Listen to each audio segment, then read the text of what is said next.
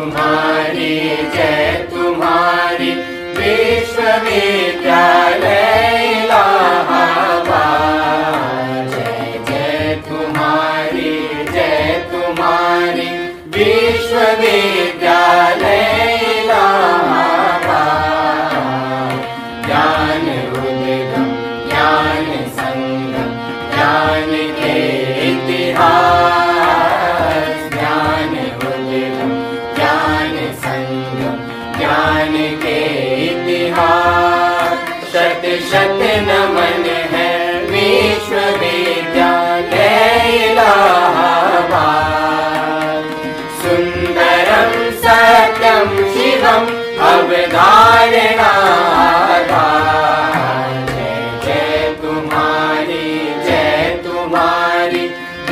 विश्वविद्यालय इलाहाबाद। जय तुम्हारी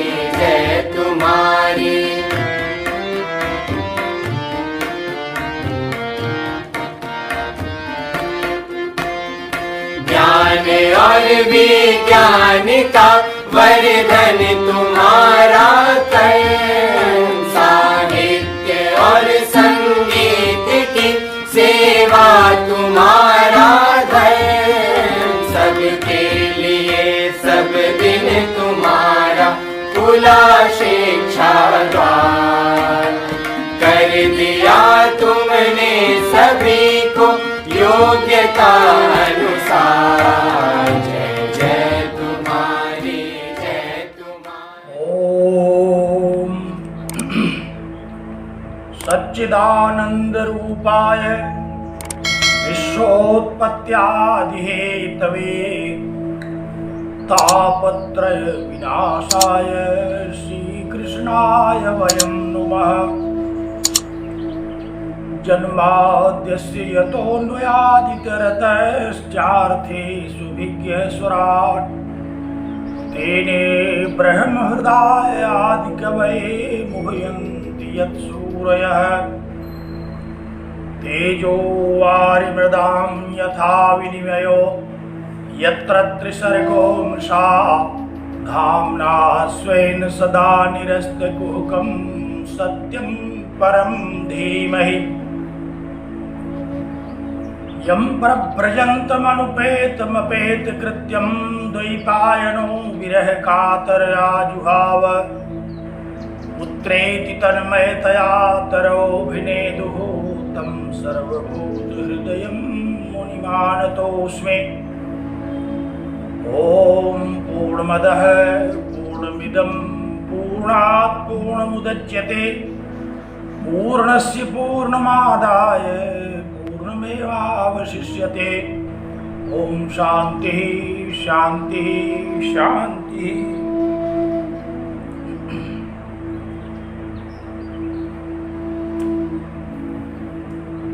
जगत विश्रुत इलाहाबाद विश्वविद्यालय प्रयागराज के परास्नातक संवर्ग के प्रिय छात्रों और छात्राओं, वरिष्ठ छात्रों, शिक्षकों और वेदांतानुरागी सज्जनों,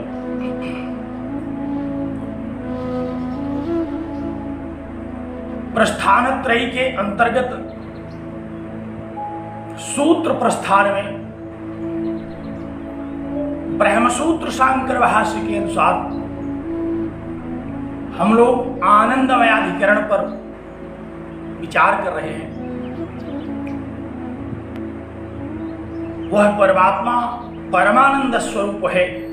इस विषय पर इस अधिकरण में भगवान बादरायण के द्वारा प्रस्तुत सूत्रों को आधार मानते हुए और श्रीमदादि जगत गुरु शंकराचार्य कृत प्रसन्न गंभीर शारीरिक भाष्य को आधार मानते हुए हम लोग चर्चा कर रहे हैं।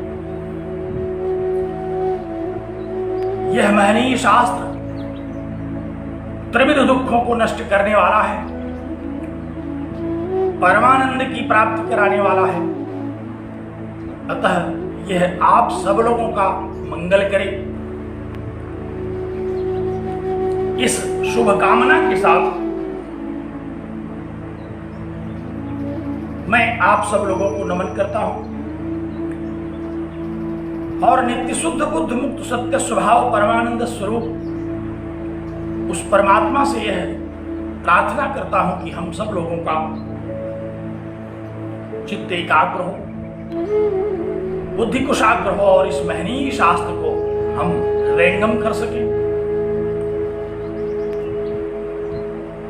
स्मरण कीजिए, आनंदमयोभ्यासात इस सूत्र पर हम लोगों ने भगवान भाष्यकार के द्वारा किए गए भाष्य के अनुसार विचार किया और यह भगवान भाष्यकार ने स्थापित किया कि उपनिषदों में, ब्राह्मणों में, उपनिषद मंत्रों में जिस परमात्मा का, जिस परम ब्रह्म का उल्लेख है अथातो ब्रह्म जिज्ञासा के द्वारा जिस ब्रह्म की जिज्ञासा की जानी है, जिस ब्रह्म का विचार करना है और ब्रह्मवेद ब्रह्मयो भवति इस मंत्र के द्वारा जिस ब्रह्म का अपरोक्ष ज्ञान होता है वही परमात्मा, वही ब्रह्म आनंदमय स्वरूप है। मीमांसकों ने इसमें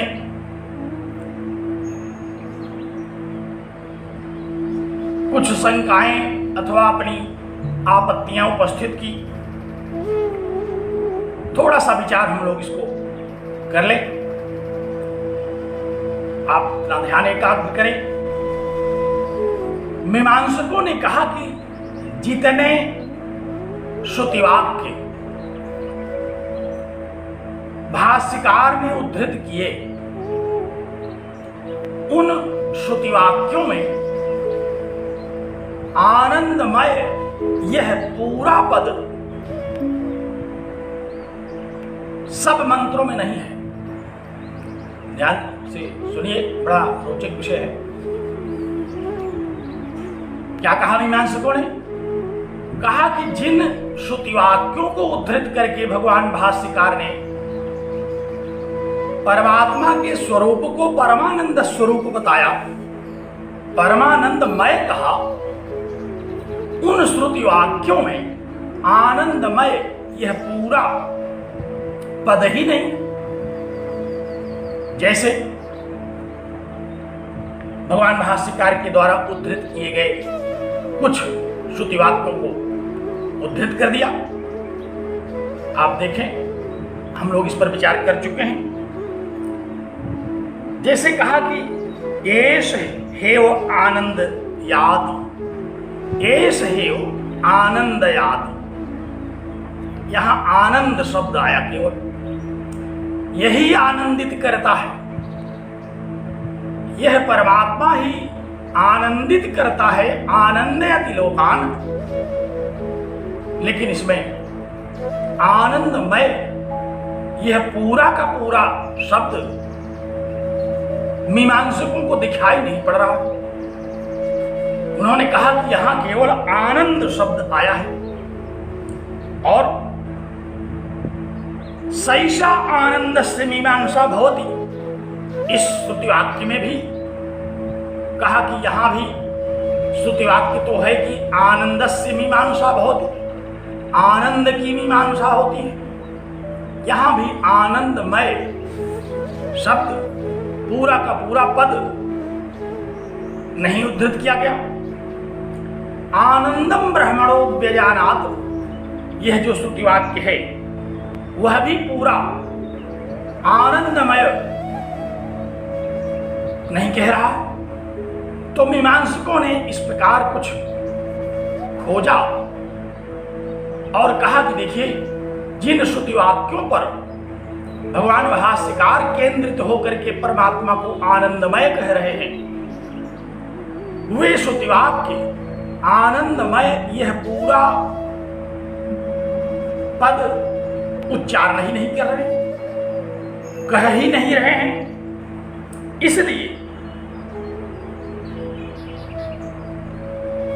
आनंदमय शब्द जिन श्रुतियों के आधार पर भगवान भाष्यकार ने परमात्मा का स्वरूप सुनिश्चित किया, वो उचित नहीं है। इसको किसने कहा? मीमांसकों ने कहा कि परमात्मा का स्वरूप आनंदमय है। इसको सिद्ध करने के लिए भगवान भाष्यकार ने जिन श्रुति वाक्यों को यहां उद्धृत किया, उन श्रुति वाक्यों में आनंदमय यह पूरा पद ही नहीं है, बल्कि केवल आनंद शब्द है अनेक श्रुति वाक्यों में। तो आनंदमय का यह एक अंगभूत पद है। जैसे आनंदमय स्वरूप है यदि परमात्मा का, तो यह आनंद शब्द उसकी आत्मा है। मीमांसकों ने कहा कि अब हम अगर इस पद का ही विचार करें, इसी की मीमांसा करें, तो इस मीमांसा में कुछ बातें उठती।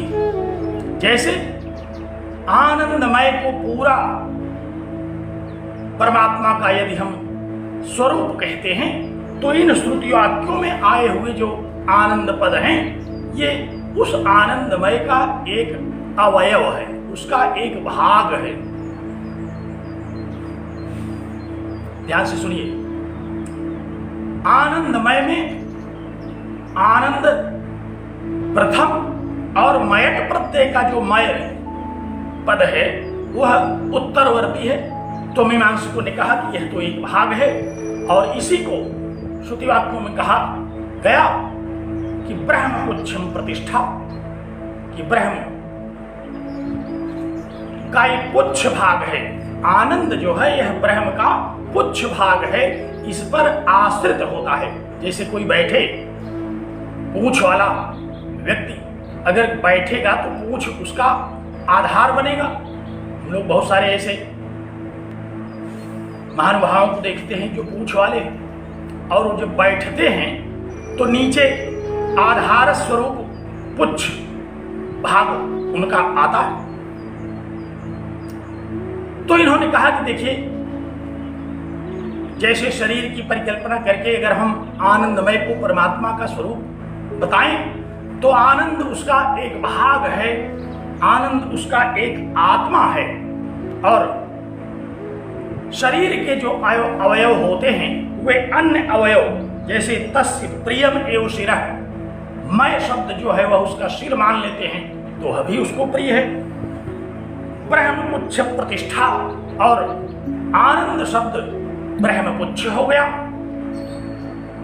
और आनंद आत्मा, आनंद ही आत्मा का स्वरूप यदि मान लेते हैं, तो इस प्रकार इसमें अवयव दिखाई पड़ रहे हैं। इस पद में, इस पद से बोध जो स्वरूप है, इसमें अवयव अवयवी भाव दिखाई पड़ रहा है। इसलिए आनंदमय शब्द के द्वारा परमात्मा को नहीं कहा गया इन श्रुति वाक्यों में, बल्कि जीव को कहा गया।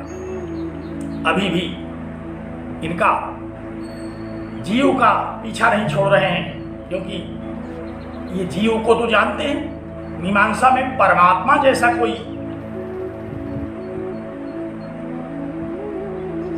सत्ता नहीं है परमात्मा की तरह। पूर्व मीमांसा में जो परम सत्ता है उसको क्या कहते हैं? यज्ञ। उनके यहाँ यज्ञ ही परम सत्ता है, और यहाँ ब्रह्म परम सत्ता है।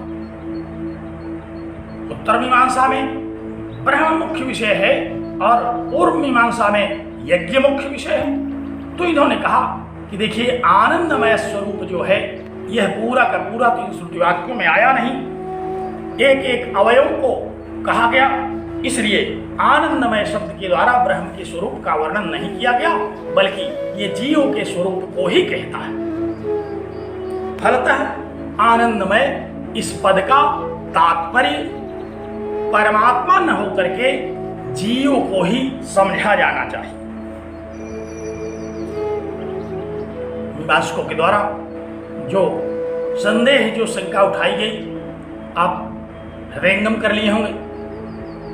भगवान भाष्यकार ने मुस्कुरा करके कहा कि लगता है तुम लोगों को हमारी बात पूरी सुनाई नहीं पड़ती। कहा क्या नहीं सुनाई पड़ा हमको?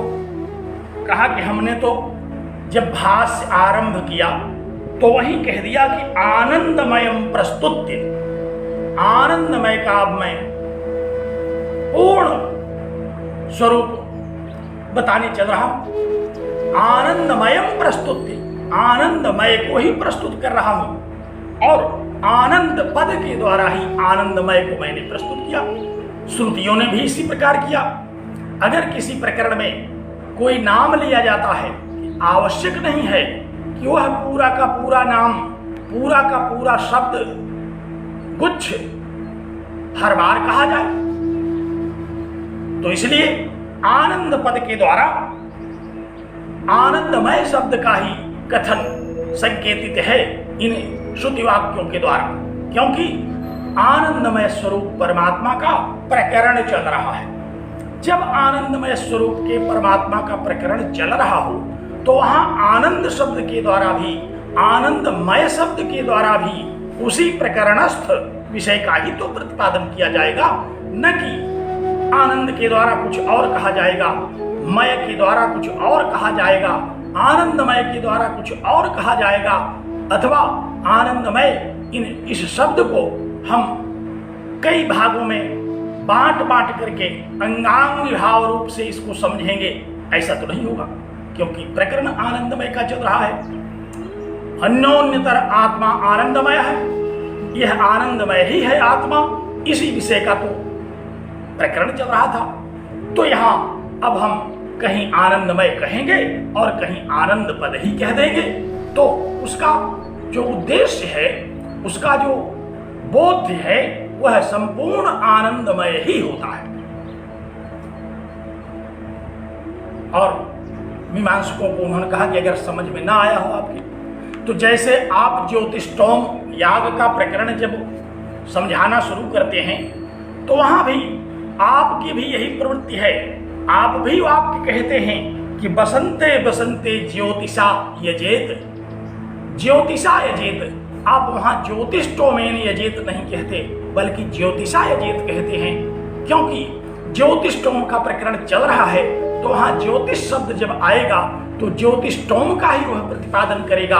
वह न तो किसी लौकिक ज्योति का प्रतिपादन करेगा, न ही किसी अन्य ज्योति का प्रतिपादन करेगा, वह तो ज्योतिष्टोम का ही प्रतिपादन करेगा। तो ये तो शास्त्र की गति है, एक उस गति से किसी विषय का प्रतिपादन किया जाता है। इसलिए जिन श्रुतियों में कहीं आनंद कहा गया, कहीं आनंदमय कहा गया, दोनों भांति श्रुतियों का एक उद्देश्य है उस परमानंद स्वरूप परमात्मा के स्वरूप का निरूपण करना, जो कि श्रुतियों में आया। आत्मा आनंदमय है, आत्मा ही आनंदमय है, परमात्मा ही आनंदमय है। इसी विषय का विवेचन, इसी विषय का विवरण श्रुतियों ने प्रस्तुत किया। इसलिए इसमें शंका की कोई गुंजाइश नहीं है, इसलिए उसमें कोई संदेह नहीं होना चाहिए। सुन लिया मीमांसकों ने, और अब एक दूसरा आधार प्रस्तुत करते हैं। क्या है दूसरा आधार? उस दूसरे आधार को प्रस्तुत करने के लिए भगवान बादरायण का अगला सूत्र देखना होगा। आप लोग अगले सूत्र को देखिए। क्या है अगला सूत्र? 13वां सूत्र। 13वें सूत्र को देखिए, वाचन करते हैं हम। विकार शब्दात नेति चेन्न प्राचुर्यात्।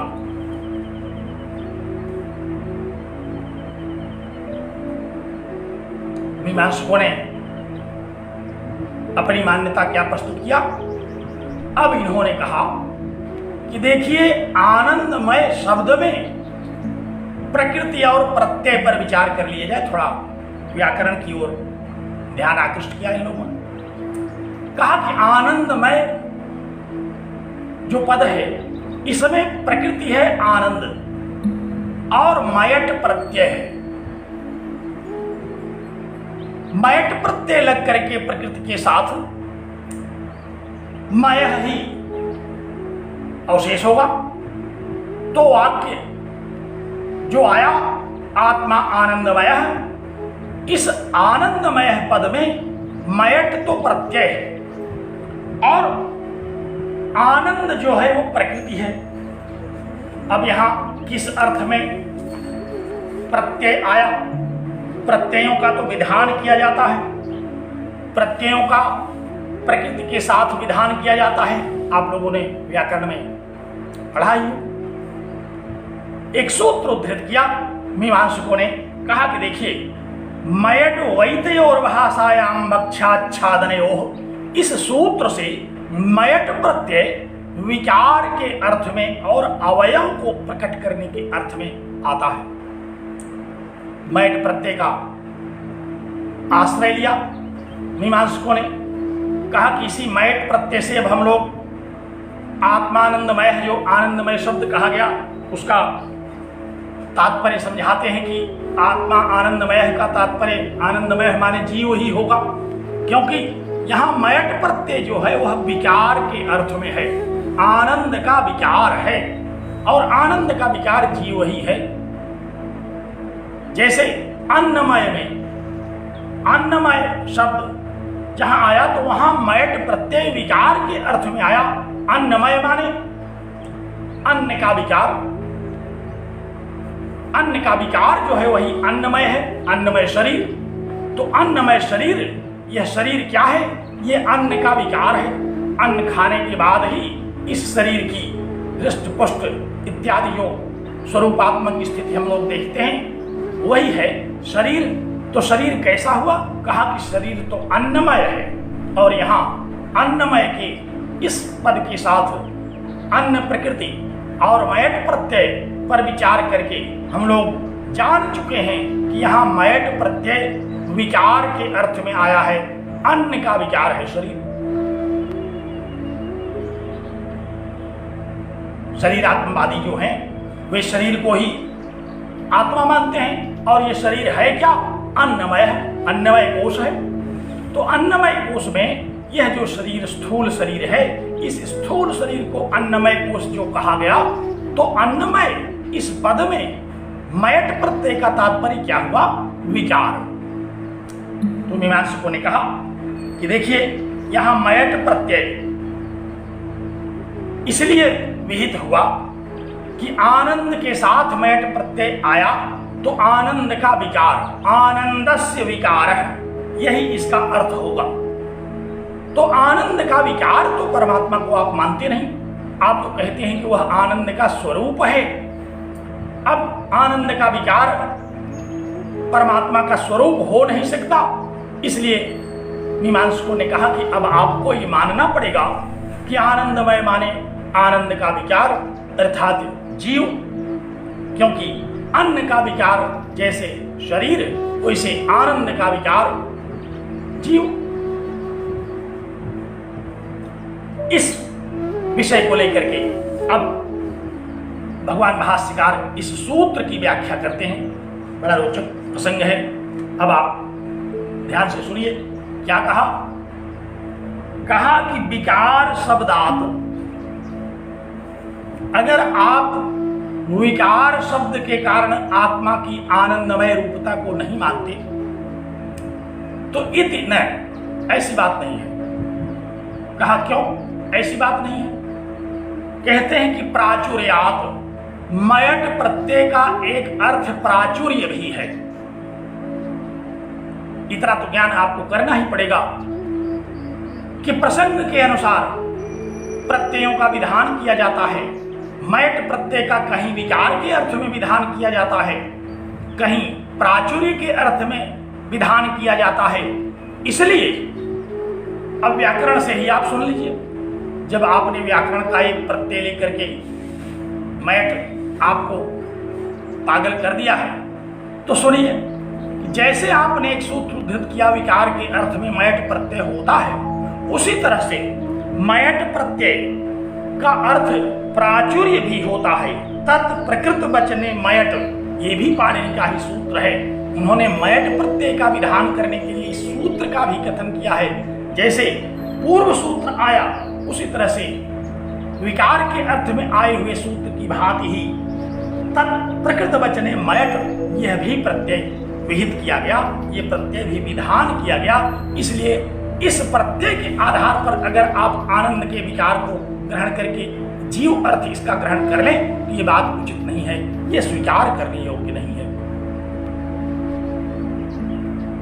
भाष्य के अनुसार भगवान शंकराचार्य ने आरंभ किया, कहा कि नानंदमय पर आत्मा भवतुम अर्हति। कहा कि आप जो यह कह रहे हैं, मीमांसक क्या कहा, अत्राह, यहां मीमांसक कह रहा है कि नानंदमय है पर आत्मा भवितुम अर्हति, परमात्मा आनंदमय होने योग्य नहीं है, क्योंकि मैट प्रत्यय विकार के अर्थ में आया है। इसलिए विकार आनंद का जो विकार होगा वही आनंदमय के रूप में माना जाएगा। अत आह, यह जो मीमांसकों ने आह भरी, हम लोग गुरुदेव जब पढ़ाते थे तो यहाँ आह शब्द जब आता था कहते थे कि मीमांसक आह भर रहे हैं। जब कुछ समझ में नहीं आता तो आह भरी जाती है। तो यहाँ भी आह कहा, यह जो तुम आह भर रहे हो, ये जो तुम कह रहे हो कि आनंदमय है आत्मा, परमात्मा आनंदमय नहीं है। आनंद शब्द का तात्पर्य तो कल हमने बताया था। यहां एक शब्द आ गया नानंदमय है, न आनंदमय है, आनंदमय नहीं है आत्मा, ऐसा कहा मीमांसकों ने।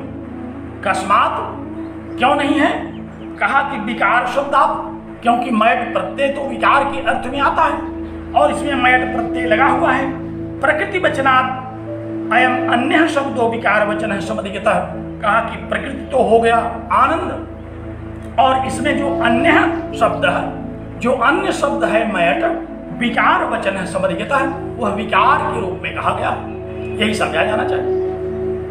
आनंद प्रकृति है और मैट प्रत्यय है, और ये मैट प्रत्यय किस अर्थ में है, कहा कि विकार के अर्थ में। इसलिए नानंदमय है पर आत्मा भवितुम अर्हति, इसलिए परमात्मा आनंदमय नहीं हो सकता, क्योंकि आनंदमय शब्द का तो तात्पर्य आनंद स्वरूप नहीं होता, बल्कि उसका तात्पर्य होता है आनंद का विकार। भगवान भाष्यकार अब इन्हीं के शब्दों में इनका समाधान आरंभ किए।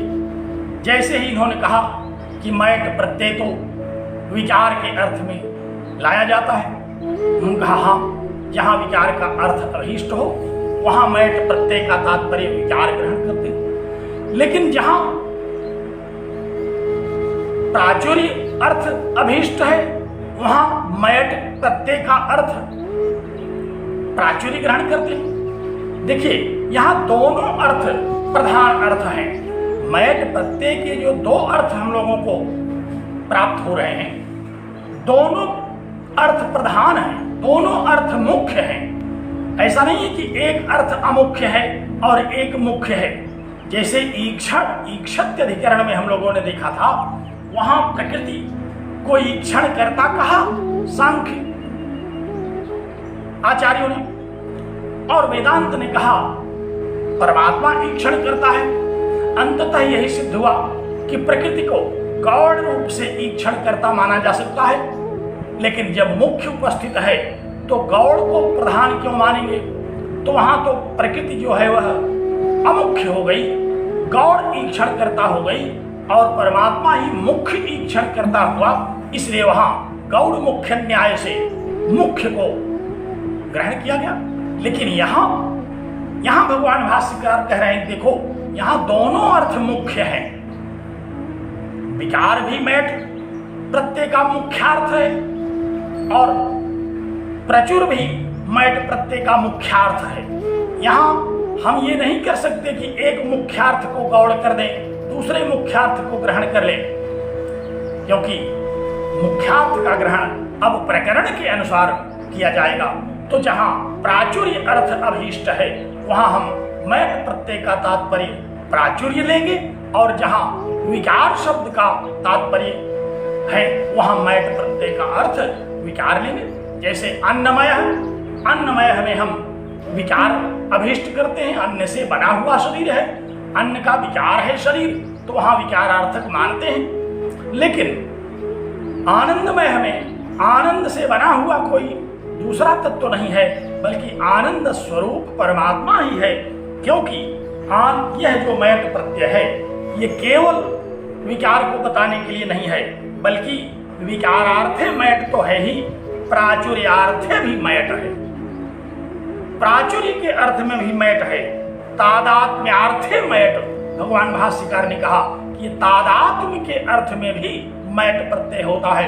यहाँ आनंद और मैं मिलकर के जो आनंदमय शब्द बना, इसका परमात्मा के साथ तादात्म्य स्वरूप है, क्योंकि आनंद ही परमात्मा है, परमात्मा ही आनंद है। यहाँ तादात्म्य है, तो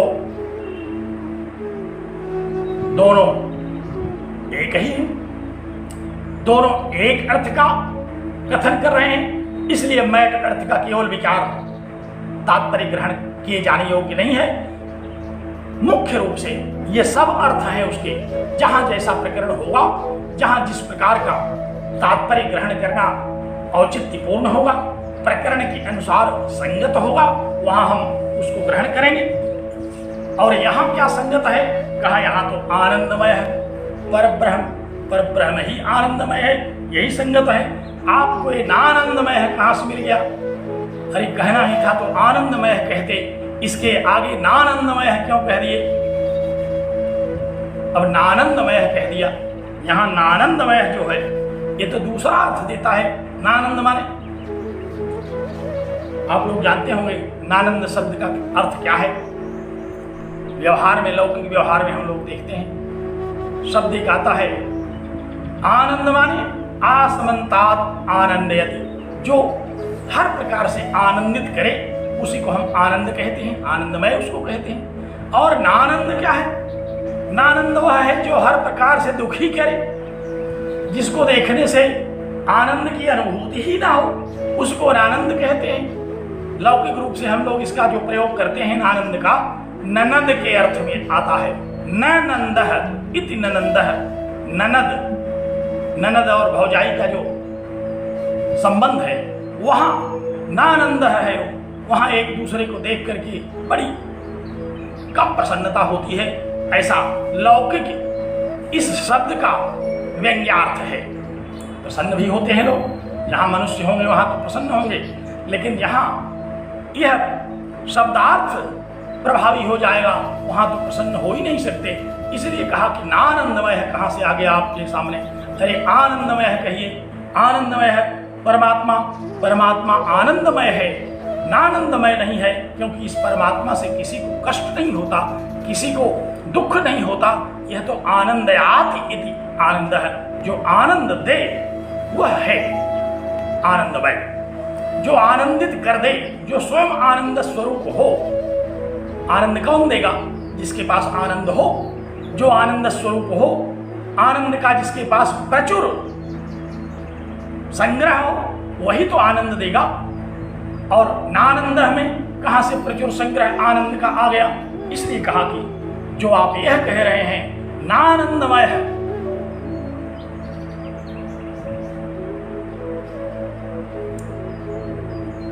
पर आत्मा भवितुम अर्हति।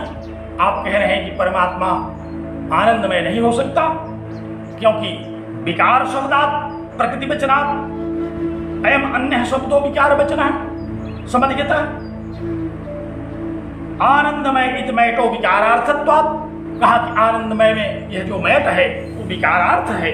तस्मात् अन्नमयादि शब्दवत् विकार विषय एवं आनंदमय है इति। कहा कि मीमांसकों ने जो यह कहा कि जैसे आनंदमय में जैसे अन्नमय में मैट प्रत्यय विकार के अर्थ में आया है, उसी प्रकार से आनंदमय में भी मैट प्रत्यय विकार के अर्थ में आएगा। इति चेत, अगर ऐसा कहो तो ये उचित नहीं है। चेत, अभी भी चेत जाने का अवसर है, चेतिए, आप समझ जाइए। इस प्रकार से आनंदमय शब्द के साथ प्रलाप करना उचित नहीं है। कहा क्यों? कहा न, इसलिए कि आपकी बात मानने योग्य नहीं है। क्यों नहीं मानने योग्य है? कहा प्राचुर्यार्थे भी मयट है स्मरणार्थ, क्योंकि प्राचुर्य के अर्थ में भी मयट है स्मरणार्थ, मयट प्रत्यय का स्मरण कर लीजिए। दोनों तात्पर्य मुख्य हैं, विकार अर्थ भी उसका मुख्य है, प्राचुर्य अर्थ भी मुख्य है। यहाँ प्राचुर्य अर्थ ही ग्रहण किया जाता है। तत्प्रकृत वचने मयट इति ही प्रचुरतायाम अभिमयट स्मर्यते। कहा कि सूत्र उद्धृत कर दिया पाणिनि क्या?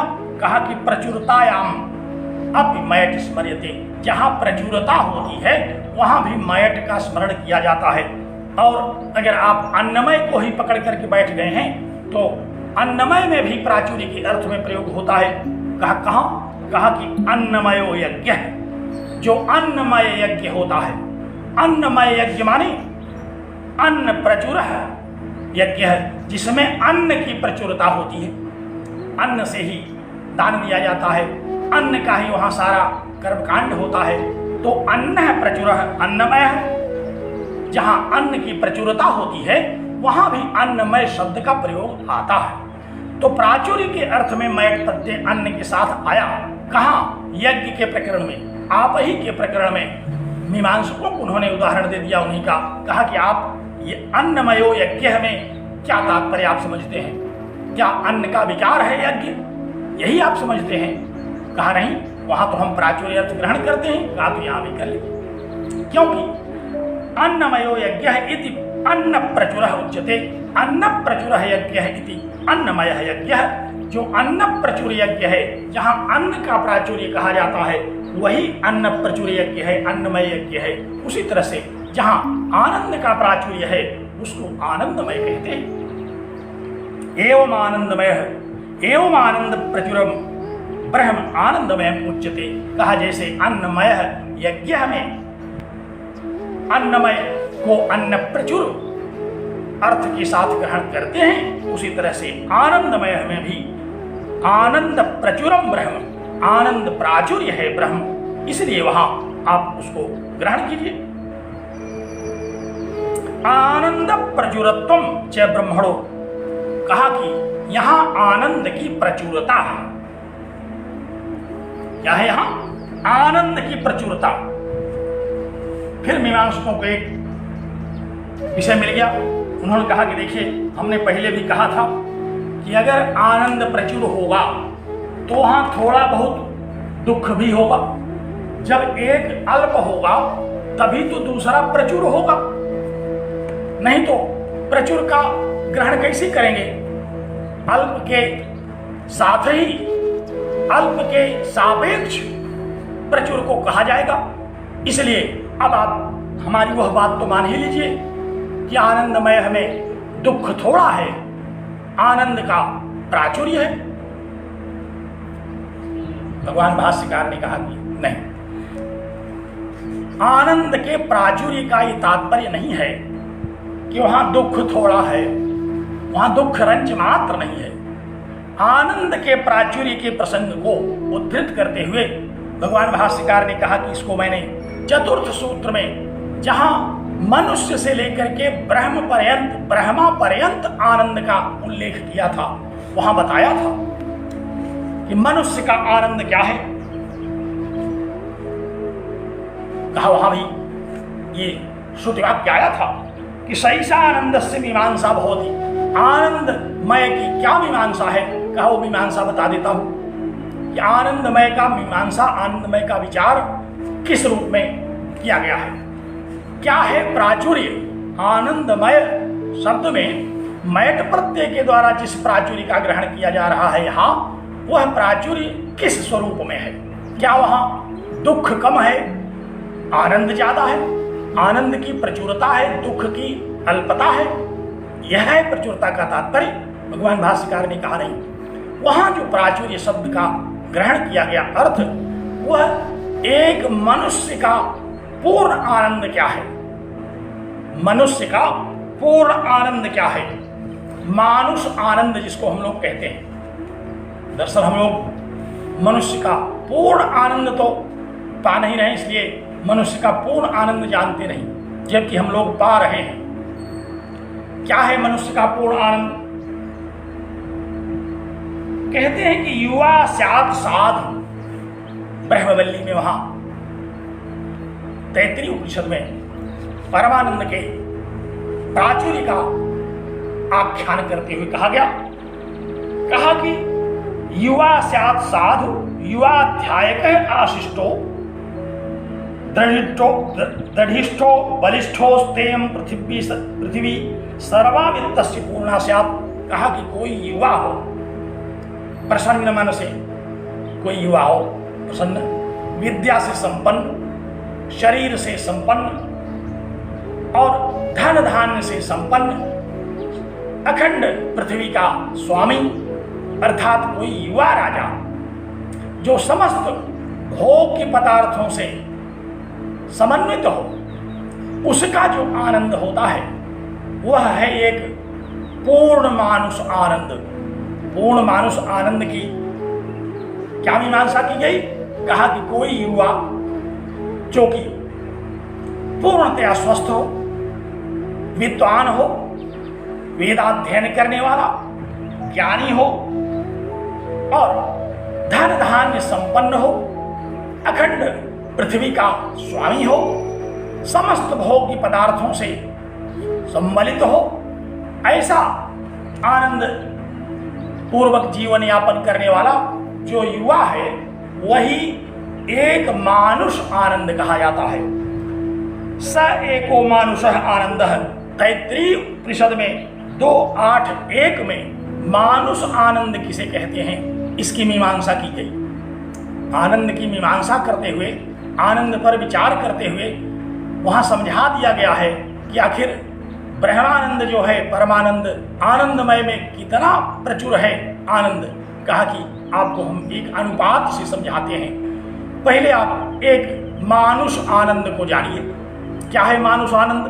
बताया, कहा कि एक युवा राजा का समग्र प्रकार की भोग्य वस्तुओं के साथ जो उसका आनंदमय जीवन कट रहा है वही एको मानुष आनंद है। उसी को पृथ्वी पर मानुष, पूर्ण मानुष आनंद कहा जाता है। और उस पूर्ण मानुष आनंद के 100 गुना अधिक आनंद से युक्त होता है मनुष्य गंधर्व। पूर्ण आनंद, मानुष का जो पूर्ण आनंद है उससे 100 गुना ज्यादा आनंद किसको होता है? बताया गया, कहा कि मनुष्य गंधर्व उससे 100 गुना ज्यादा आनंदित होता है। देव गंधर्व उससे 100 गुना ज्यादा आनंदित होता है। इसी प्रकार अग्निस्वाद आदि जो पितर हैं उनको 100 गुना ज्यादा उससे आनंद प्राप्त होता है। आजान देव, पितरों से भी 100 गुना ज्यादा आजान देव को आनंद प्राप्त होता है।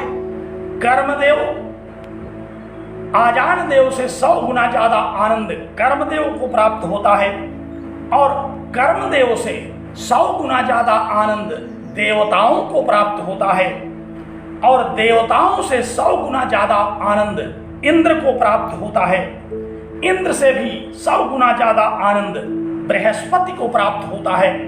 और बृहस्पति से भी 100 गुना ज्यादा आनंद प्रजापति को प्राप्त होता है जो ब्रह्मा है। तो एक मानुष आनंद से इस अनुक्रम में 100 गुना ज्यादा आनंद को सुनते चलिए। समझना तो कठिन है, इसका हम लोग एक अनुमान लगा सकते हैं कि इस प्रकार जो ब्रह्मानंद है, ब्रह्मा का जो आनंद है वह पूर्व से 100 गुना अधिक होते हुए अंत में जो ब्रह्मा का आनंद है उसी को कहते हैं वह ते ये शतम प्रजापतेर आनंद है स एको ब्रह्मण आनंद है। कहा कि यह जो ब्रह्म का आनंद है वह एक ब्रह्मा का आनंद है। एक मानुष आनंद से 100 गुना उत्तरोत्तर जिनका जिनका नाम हमने लिया उसी क्रम में पहुंचते हुए अंत में बृहस्पति से भी 100 गुना ज्यादा आनंद किसका होता है? ब्रह्मा का, प्रजापति का, उसको ब्रह्मानंद कहते हैं। और अब हम लोग तो आनंदाभास वाले हैं, हम कैसे अनुमान लगाएंगे?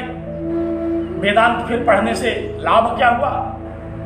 लोगों ने कहा कि आप भी हमारी ही कोट में हैं, तो फिर क्यों आप वेदांत पढ़ रहे हैं? आप तो मानुष आनंद भी नहीं प्राप्त कर सकते, तो फिर आनंदमय शब्द की व्याख्या में क्यों पिले पड़े हुए हैं?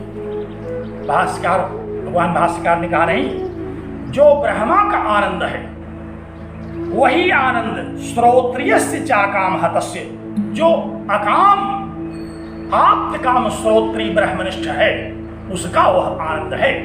ब्रह्मा को जितना आनंद मिलता है, ब्रह्मा का जो आनंद रूपता है ब्रह्मा की, उतना ही आनंद किसी श्रोत्री ब्रह्मनिष्ठ को मिलता है।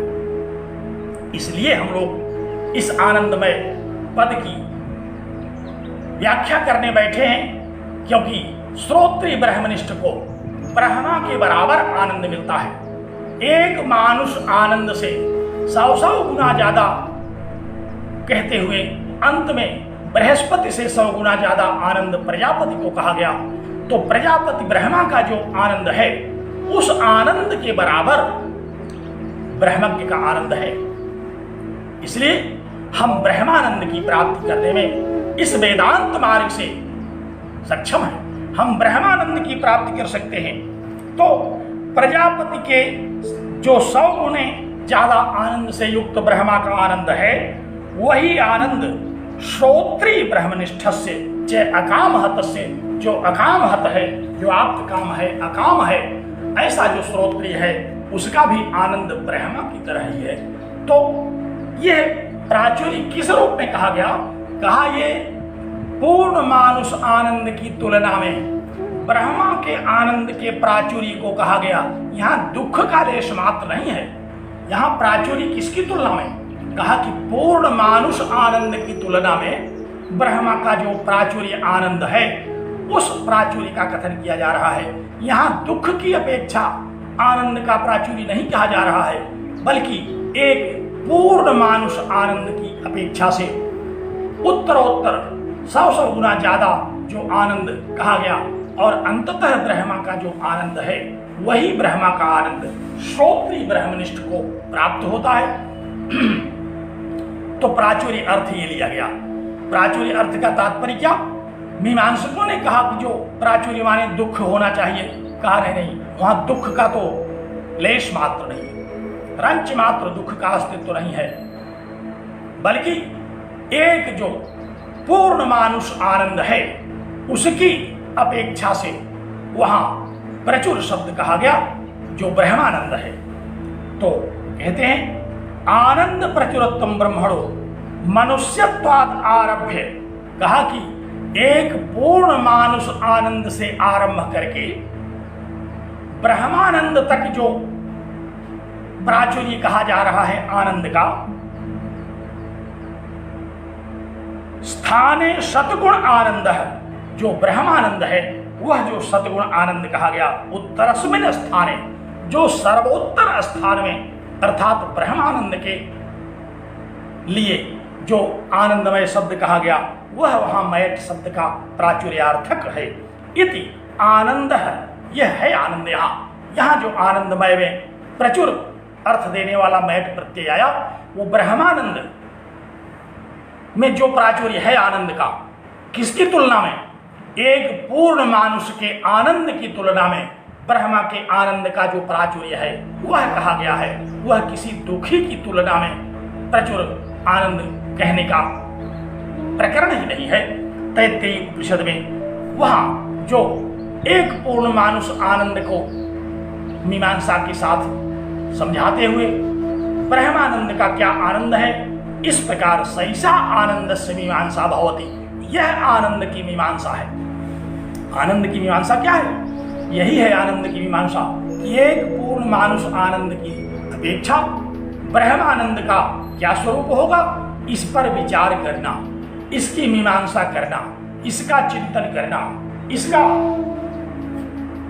श्रुति वर्णित विचार ही आनंद मीमांसा है। तो ब्रह्मानंद से निरतिशयत्वात् अवधारणा, कहा कि ब्रह्मानंद का जो निरतिशय आनंद है उस अर्थ में यह मैट प्रत्यय है। उस अर्थ को प्रकट करने के लिए यह प्राचुर्यार्थे मैट, तस्मात् प्राचुर्यार्थे मैट न तो विकारार्थी, कहा कि इसलिए यहाँ प्राचुर्य के अर्थ में मैट प्रत्यय है, विकार के अर्थ में मैट प्रत्यय नहीं है।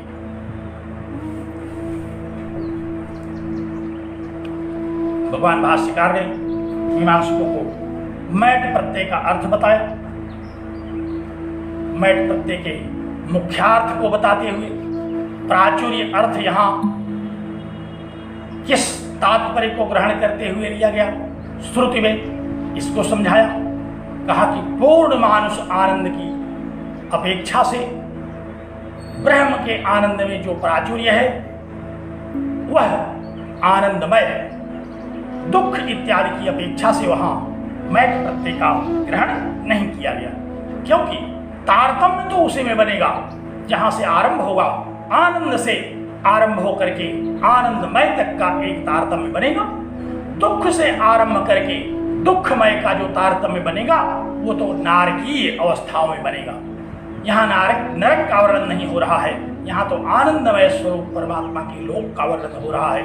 यह ब्रह्मलोक में जो जाने वाले उपासक लोग हैं, उन उपासकों के आनंद का वर्णन यहाँ किया जा रहा है कि वह जो उपासक है वो जब ब्रह्मलोक में जाता है, ब्रह्मा के लोक में रहता है और अंततः ब्रह्मा उसको तत्वमसि अहम ब्रह्मास्मि इत्यादि का अखंडार्थ बोध कराते हैं, तब वह विदेह मुक्त हो जाता है। लेकिन ब्रह्मलोक तक तो वह सगुणोपासक के रूप में जाता है, वहां सगुणोपासना का ये फल है आनंद। तो कैसा आनंद है यह?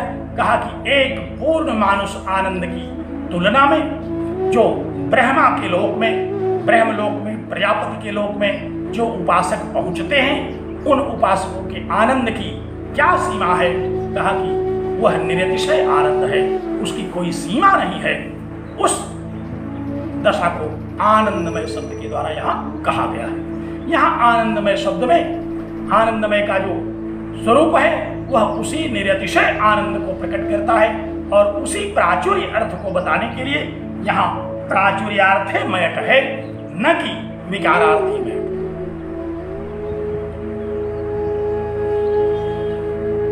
बड़े कमजोर मन से स्वीकार किया मीमांसकों ने। कहा क्यों अभी भी आप उदास हैं? और सुनिए, और क्या सुनाना है सुना ही दीजिए। कहा कि श्रुतियां यही व्यपदेश करती हैं, श्रुतियों का यही कथन है जो मैं बता रहा हूं। क्या कथन है? कहा तद्धेतुक व्यपदेशाच्य, कहा कि वही परमात्मा आनंद का हेतु है, ऐसा श्रुतियां कहती हैं। अगला सूत्र देखिए, बड़ा छोटा सा सूत्र है, हम लोग पढ़ लें थोड़ा सा। तद्धेतु व्यपदेशाच्य, जैसे यहां उस निरतिशय आनंदमयता का कथन किया जो अभी तक नहीं कहा था। आनंदमय का स्वरूप ब्रह्मा के आनंद की तरह निरतिशय है। इसी बात को समझाते हुए मैट का तात्पर्य थोड़ा सा और समझा दिया। कहा कि क्यों आखिर मैट प्रत्यय का वह प्राचुर्य, वह निरतिशय अर्थ लिया जाता है? इसलिए कि जो इसी तात्पर्य का बखान करती है। तो क्या मंत्र है? कहा कि यस्माद आनंद हेतु तुम ब्रह्मणो व्यपदिशति श्रुति।